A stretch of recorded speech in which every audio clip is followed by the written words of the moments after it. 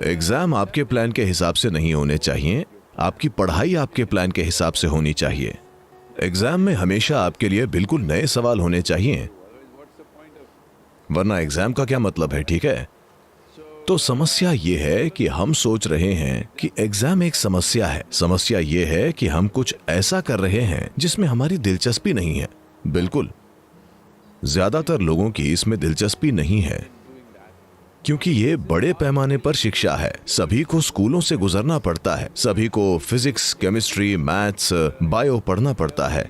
ये वास्तविक नहीं है, ये दुनिया में बौद्धिक वास्तविकता नहीं है। हर कोई इसके लिए नहीं बना है। कोई संगीत में अच्छा होता है, कोई किसी और चीज में अच्छा होता है, लेकिन ऐसे अवसर नहीं है। हर कोई एक ही चीज कर रहा है, तो अलग अलग तरह के लोगों को एक ही सिस्टम से गुजारा जा रहा है, इसीलिए इतनी परेशानी हो रही है। अगर हम जानते होते कि हम क्या पढ़ रहे हैं, अगर हमें विषय में रुचि होती, तो हम कोर्स नहीं पढ़ रहे होते, हम उससे भी ज्यादा पढ़ने लगते हैं ना। तब एग्जाम एक खेल बन जाते। लेकिन अभी एग्जाम सभी के लिए इतना बड़ा तनाव है, क्योंकि सबसे पहले साल भर वो कुछ ऐसा कर रहे हैं जिसकी उन्हें ज्यादा परवाह नहीं है।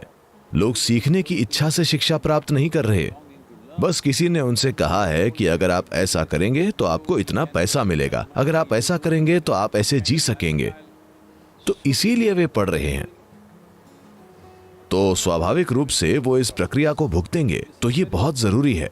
योग में हम कहते हैं, अगर आपकी एक आंख लक्ष्य पर है तो रास्ता खोजने के लिए आपके पास एक ही आंख होगी, और यह काम बहुत मुश्किल है, बेअसर। अगर आप अपनी दोनों आंखों से रास्ता खोजते हैं तो अपनी क्षमता और जुनून के हिसाब से आप स्वाभाविक रूप से जितना चाहें उतना आगे बढ़ पाएंगे। तो यही समस्या है। लक्ष्य पर ध्यान देने का ये पश्चिमी तरीका है, वो लक्ष्य के प्रति समर्पित हैं। ये चीज मैं यहाँ हमारे लोगों में बदल रहा हूँ।